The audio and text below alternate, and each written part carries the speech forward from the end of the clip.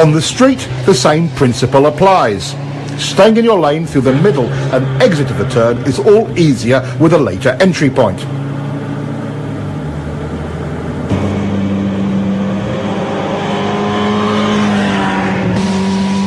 This helps reduce panic and provides riders with a greater margin of error in regard to oncoming traffic.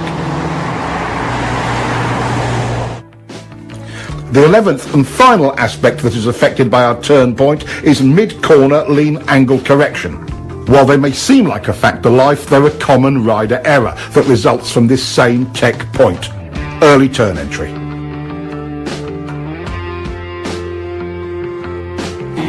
Throttle control rule number 1. The clean, continuous roll-on is always easier once you have established a workable turn point. The single biggest cause of SR number 1, going off the gas when you should be rolling on, is a bad line. We now know all 11 aspects of your riding that are affected by your turning point. Let's quickly review them. 1. Where the brakes go on. 2. Where the brakes go off. 3. Where the throttle comes back on. 4. Where the bike is pointed once fully leaned over. 5. Where will you finish the turn? How wide will you run at the exit? 6. Where will you downshift? 7. How much lean angle will you use? 8. How many, if any, steering corrections will you make? 9. How quickly or slowly will you have to steer the bike? 10. How much speed you can approach the turn with? 11. How quickly or slowly the throttle may be applied. Good. Those are the 11 things affected by your turning point. Now, let's look at how quickly you turn the bike and how that affects your cornering.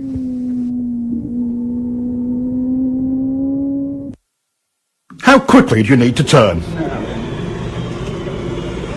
Not very quick in this situation. It would be silly to quick flick the bike when you don't need to.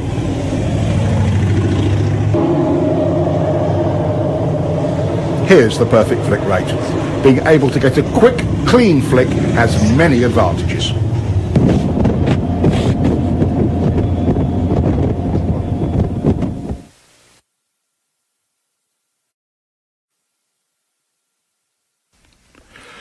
How does the rate you flick the bike affect your line in any series of corners, like these S's?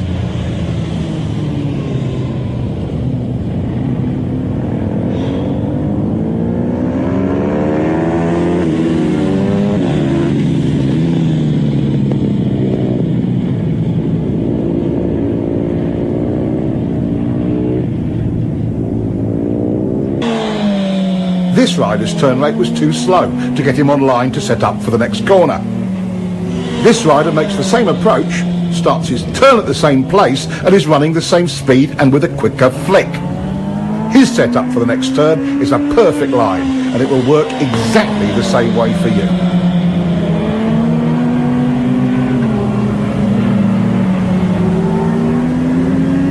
Once you begin your turn, where do the cornering forces start to push you? Outside or wide in the turn. Exactly. If this is your intended line, and you're lazy bringing the bike over, where will you go? Outside or wide in the turn.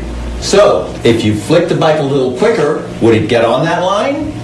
Yes! Class, you are brilliant today. Since we don't like to run wide in turns, and for a very good reason in situations like this one, we must continue to lean the bike further and further to make the corner.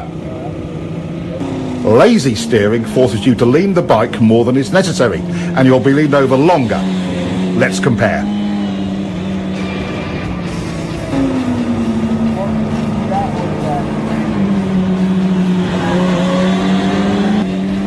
The quicker flick brings the bike onto the desired line. No extra lean needed.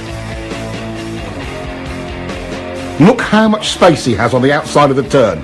That would come in handy on the street, in an emergency, or on the track for speed.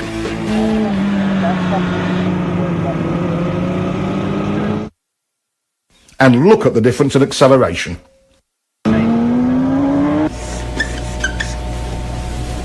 What are the immediate benefits of getting the bike turned quicker? More control. Yes, that's true. But why do we have more control and confidence? Earlier in the gas, better throttle control. And better traction. It's not leaned over as long. More choices on your lines. You get on your line earlier. Less lean angle. I think you've got it.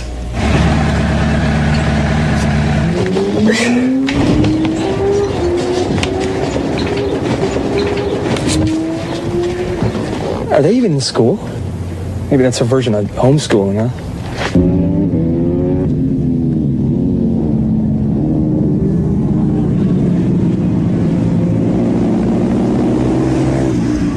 I wish my mom had taken me to the track when I was 10.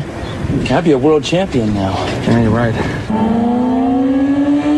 The approach speed and turning point for both riders was very similar. So what was the key difference that got this one through and put this one in the dirt? Let's look again. At this lazy steering rate, even if he leaned it over further, the results would have been the same, or worse. The simple solution is flicking the bike quick enough to make the line.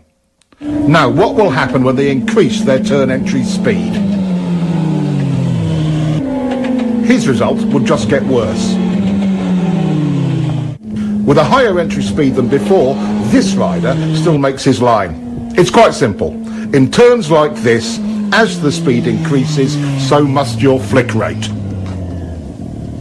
The route to confidence with turn entry speed is nothing more or less than faith in your own ability to get the bike turned quick enough. Okay, we want to be able to turn the bike as quickly as possible for lots of reasons, like accident avoidance, to not run wide in turns or off the road,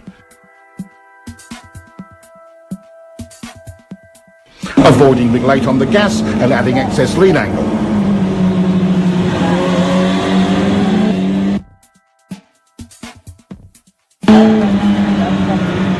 Not to mention, you'll get a better drive.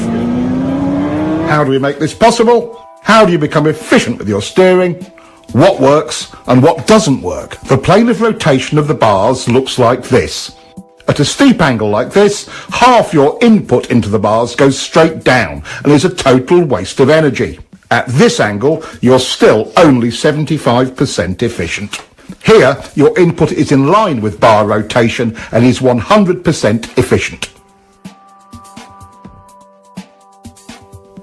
This is another great example of how understanding the technology puts you in full control. A simple experiment will tell you if what I say is true or not. Get forward on the bike and position yourself directly over the bars and try to push the bike down into a lean. A lot of effort, but not much happens. All motorcycles work this same way. It's the horizontal rotation of the bars that gets the job done. A huge part of rider confidence is knowing you can quickly turn when you want to or need to. It's not about the kind of bike you ride, it's all about control. Some say flicking the bike too quickly is dangerous or makes the bike unstable. But done correctly, it is clean, smooth and efficient. Any questions about flicking your bike? When can't you lean the bike over quickly? Okay, let's figure it out. Could you quick flick your bike if the pavement were wet or slippery? No! Could you quick flick on a cold tire or cold pavement? No! Could you quick flick with a handful of front brake? No! Could you quick flick with a tire that was brand new or not scrubbed in? No! You, could you quick flick with totally worn out tires? No! Do you need to quick flick your bike at low speeds? No! Now, do you get the idea? Yes! Our two new riders have come a long way towards understanding how the bike steers and where to turn it. Their confidence to lean the bike more is a direct result of that. Riders who understand this both look and feel in control of their bikes.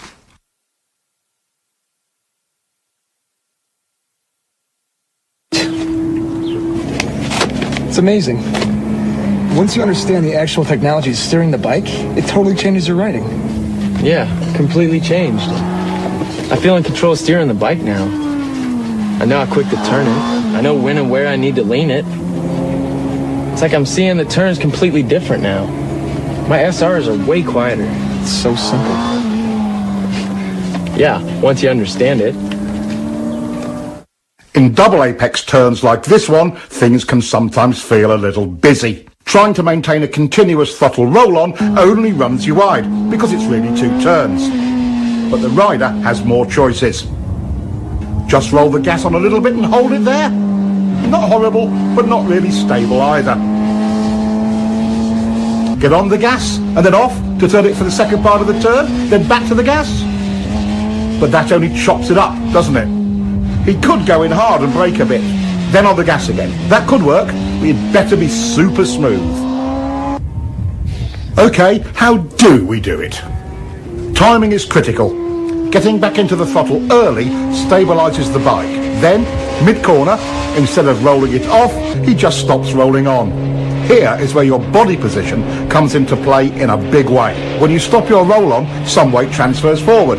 If you are low and to the inside of the bike, it hooks around, tightening the bike's turning radius. That helps to get it pointed toward the exit without upsetting the bike. Look at how much earlier this rider is getting into his down and to the inside body position.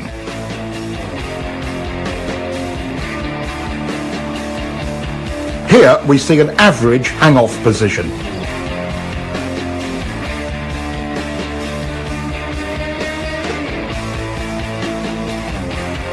Here's a more aggressive body position.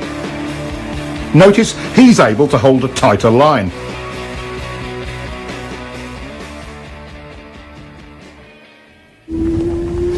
Now that's the hook turn technique and can work in almost any cornering situation. On the road, this technique can be used quite effectively if you find yourself running wide in a turn. Dropping to the inside and down position, plus a smooth roll-off or momentary hesitation, not a chop-off of the gas, tends to tighten the turn for you. And don't forget to look where you want to go. That's way better than the alternative. Here is a technique that can aid you greatly in your efforts to steer your bike accurately. We quite naturally push off or pivot from our trailing foot to produce maximum power and control. With that in mind, using the left leg to generate the power to press on the right bar and vice versa is a logical step. It provides the rider with maximum stability on the bike. Stability equals control and strength. As we lock our lower leg into the bike from the foot peg to the tank, we begin to create lower body stability. The next step is a slight tightening of the thigh muscles.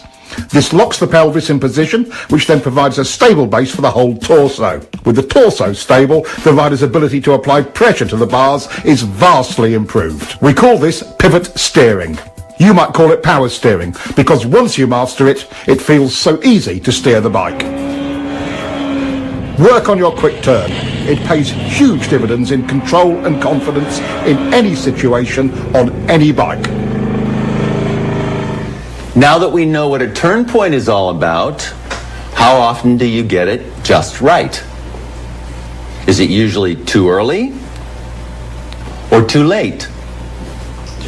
Too early. That's right. Riders tend to turn in too early, and there is a reason for it. Would you like to know how to change this part of your riding?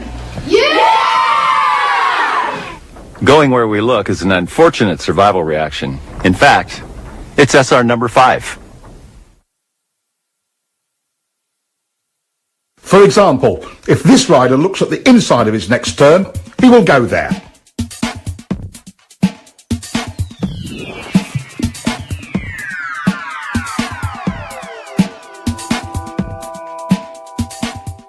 Once our attention becomes fixed on something, we steer towards it. In common parlance, it's called target fixation, and that's what causes riders to take too early an entry into corners, or run wide, like this.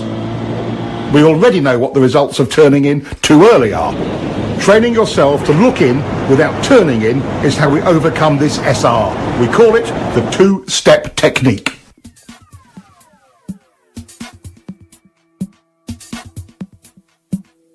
It's also the key to finding a line that doesn't take you in too early, even on unfamiliar roads. Your first step is to estimate a turning point on the road ahead. You don't know the road, so you're just establishing a temporary reference point. Step 2 is find your mid-corner position. Where you clip the inside of the turn is your apex. The trick here is looking in to find it without turning the bike in at the same time. Now he looks in, but notice how he is staying wide in the corner. Now, would you be able to see a line from this position? No. Keep looking, but don't turn yet. How about from here? Not yet, but it's getting better. Okay, now you can see your apex clearly.